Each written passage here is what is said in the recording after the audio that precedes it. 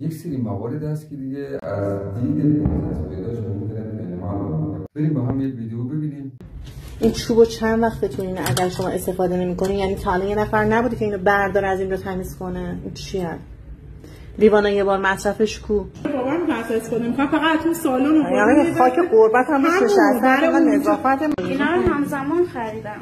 همشون با هم چک بکن دیگه. 100 سال پیش الان این ببین یه نگاهی می‌کردی تو اینا رو. یه چیزی بیار اینا رو جمع کن. بیا اینا رو جمع کنم. اینا نمیگی بزنی به سر ملت اگه موهاشون بریزه چقدر مدیونی داره؟ تو یه سطل آشغال تو نداشتی توی مغازه اینا رو برداری بریزی؟ خوب شد اومدم برات خونه تکونی دم عید.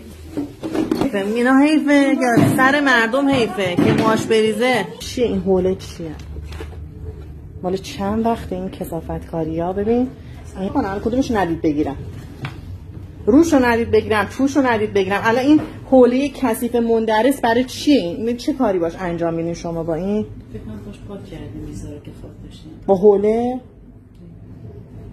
ببین سطل آشغال بیار. خوب شد امروز من اومدم. به نظر شما فکر کنم چند مرتبه باید بیام اینجا تا یاد بگیرن؟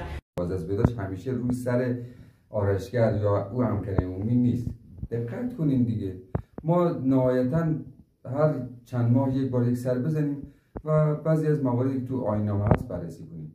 ولی شما به عنوان کسی که حقتونه یک سری سوالات میتونید بپرسین.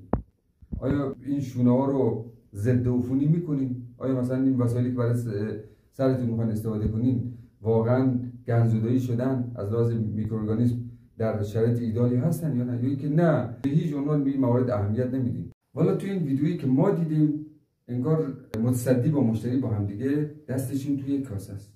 آقا شما به عنوان مشتری این حق رو داری سوال کنی این رنگی که برای سر من استفاده میکنین تاریخش به چه صورت است. تو فیلم دقیقاً میدیدید تاریخ‌های اجناسی که اونجا بود و برای سر مشتری استفاده میشد گاهن چند سال گذشته بود. این موارد رو اگر خواستین در ارتباط با سلامت خودتون بدونین، من در کانال خودم این موارد رو گذاشتم. میتونین کانال من رو سابسکرایب کنید و زنگوله رو حتما بزنید تا اگر مورد جدیدی گذاشتم مطلع بشین و اونو ببینید. از اینکه با من همراه هستین خیلی از شما تشکر میکنم. سالم و سلامت باشین.